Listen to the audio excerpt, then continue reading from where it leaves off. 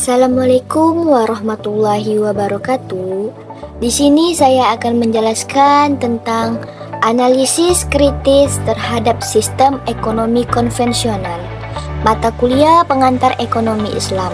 Dosen pengampu Ibu Iis Rusmawati MH. Perkenalkan, nama saya Resti Agustia dengan NIM 2323130035. Saya merupakan mahasiswi semester 2 program studi ekonomi syariah. Sebelum masuk ke tahap pembahasan, di sini saya akan menjelaskan terlebih dahulu latar belakang dari materi ini.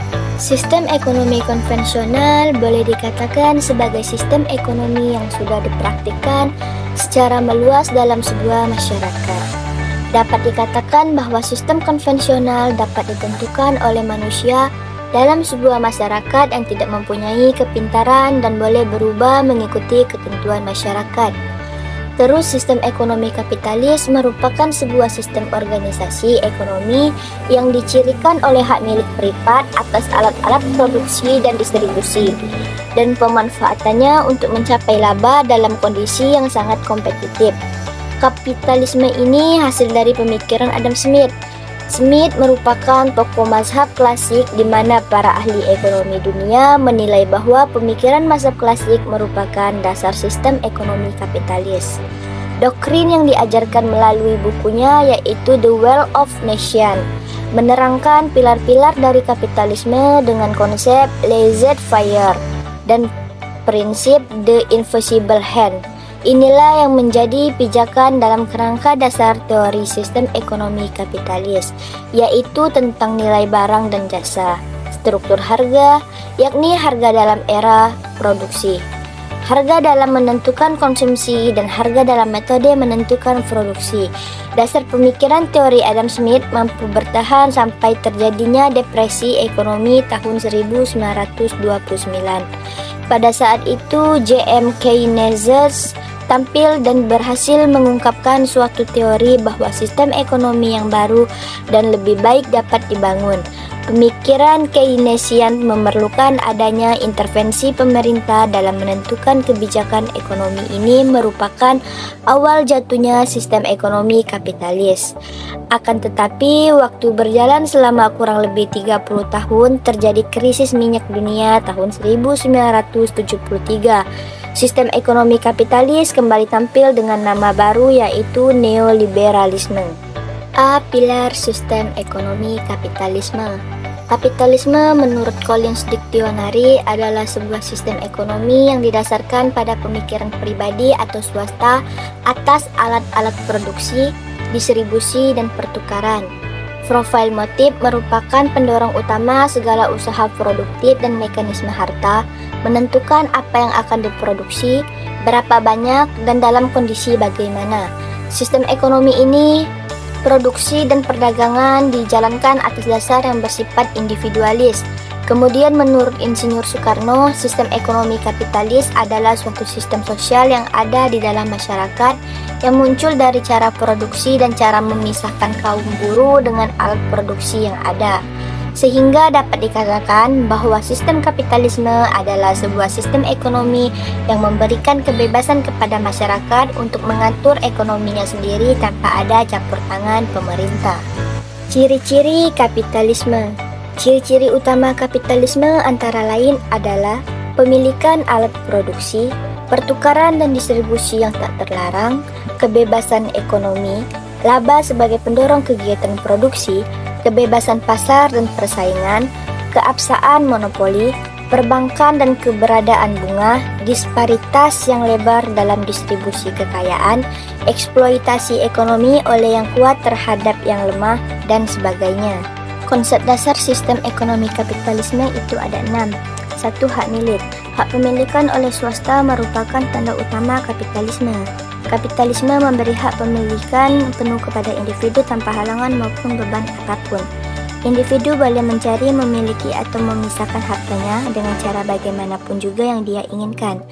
Sistem ini mempercayai pemilik swasta atas alat produksi, distribusi, dan pertukaran yang dikelola dan dikendalikan oleh individu atau sekelompok individu dengan tujuan mendapat laba. Kedua adalah kebebasan ekonomi. Kebebasan ekonomi yang tak terbatas dan tiadanya campur tangan negara adalah ciri lain dari perekonomian kapitalisme. Setiap individu bebas memulai, mengorganisasi dan mendirikan perusahaan, bisnis, perdagangan, serta profesi apapun juga. Dia memiliki kebebasan penuh untuk memperoleh pendapatan sebanyak berapapun yang dia mampu, dan sebagaimana ia juga bebas membelanjakan uang itu sesuka hatinya. Ketiga, ada monopoli. Persaingan yang merupakan ciri lain kapitalisme, membawa kehancuran bagi perusahaan kecil. Pengakuan atas keberadaan monopoli akan mendorong terjadinya merger beberapa bisnis kecil menjadi satu sehingga menjadi monopoli atau kartel. Monopoli membunuh pesaing bebas, menyebabkan inflasi dan akhirnya menyebabkan terjadinya pengangguran. Keempat, ada bunga. Lembaga perbankan dan bunga adalah darah kehidupan kapitalisme bagi bisnis, perdagangan, dan industri, terutama bagi proyek-proyek usaha ekonomi yang besar. Diperlukan dana besar yang tak seorang pun dan tak satu pun perusahaan pun dapat menanggungnya. Hal itu mendorong didirikannya bank yang meminjam dana dari penabung dan investor pada tingkat bunga rendah, lalu menghutangkannya kepada banyak perusahaan dengan bunga yang lebih tinggi. Demikianlah bunga lalu menjadi bagian dari kapitalisme. Kelima, ada eksploitasi. Hak tak terbatas dalam kebebasan ekonomi dan hak pemilikan oleh individu maupun swasta yang tak terkontrol telah secara praktis menimbulkan eksploitasi atau penindasan. Penindasan ekonomi oleh yang kuat terhadap yang lemah sudah menjadi pemandangan sehari-hari di dalam masyarakat kapitalis. 6. Distribusi kekayaan.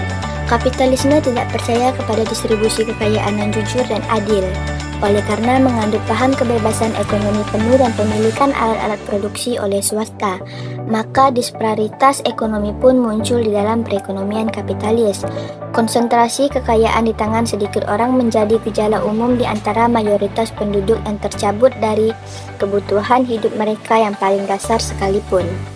B. Kritik sistem ekonomi kapitalisme.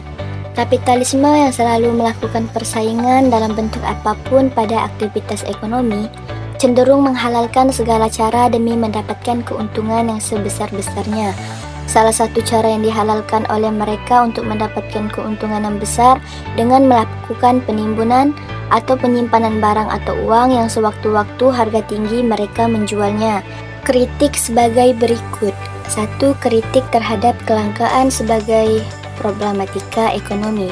Pandangan sistem kapitalis yang menyamakan antara pengertian kebutuhan dengan keinginan adalah tidak tepat dan tidak sesuai dengan fakta. Kebutuhan pokok manusia berupa pangan, sandang, dan papan dalam kenyataannya bersifat terbatas. 2. Kritik tentang konsep nilai atau value. Pandangan para ahli ekonomi kapitalis yang menyatakan bahwa nilai guna suatu barang dan jasa sangat tergantung dengan masing-masing individu dan bersifat sangat subjektif, telah membawa konsekuensi bahwa sistem ekonomi kapitalis menganggap nilai barang dan jasa sebagai sesuatu yang nisbi atau relatif, bukan hakiki. 3. Kritik harga dan peranannya dalam produksi, konsumsi, dan distribusi. Pendapat ahli ekonomi kapitalis yang menyatakan bahwa hargalah satu-satunya yang mendorong laju produksi suatu negara. Naiknya harga-harga di pasar akan mendorong para produsen untuk menawarkan lebih banyak produknya. Untuk itu, produsen perlu meningkatkan produksinya. Sementara itu, produksi tidak dapat ditingkatkan kecuali merekrut tenaga kerja yang lebih banyak lagi. C. Pandangan Islam terhadap sistem ekonomi kapitalis. 1. Tauhid atau unity. Dalam setiap aktivitas, seorang muslim senantiasa berlandaskan pada akidah Islam. Tidak satu pun terlepas darinya, termasuk dalam hal ini adalah melakukan kegiatan ekonomi. Setiap muslim harus senantiasa terikat padanya. Hal ini adalah merupakan konsekuensi dari keyakinan seorang muslim kepada Allah Subhanahu wa taala, di mana Allah SWT telah menegaskan hal ini dalam firman-Nya, barang siapa yang tidak memutuskan menurut apa yang diturunkan Allah, maka mereka itu adalah orang-orang yang kafir dan zalim. 2. Keadilan dan kesejajaran atau equilibrium. Sistem ekonomi kapitalisme dengan doktrinnya liberalisme memang telah mampu membuat kemajuan dan kekayaan atau membuat dunia menjadi gemerlap. Namun hendaknya kita tidak terjebak pada tampilan luarnya saja, karena sesungguhnya yang terjadi di lapangan tidaklah demikian. Dengan kata lain, ia hanyalah kemajuan yang semu. Sesungguhnya kemajuan yang terjadi hanyalah milik segelintir orang saja, yakni bagi mereka yang berkantung besar. 3. Kehendak bebas atau free will. Naqvi mengatakan bahwa manusia pada dasarnya diberikan potensi untuk dapat memilih antara yang benar dan yang salah. Hal ini benar selama menyangkut perkara keyakinan atau akidah, karena memang dalam Islam sendiri tidak ada paksaan dalam beragama.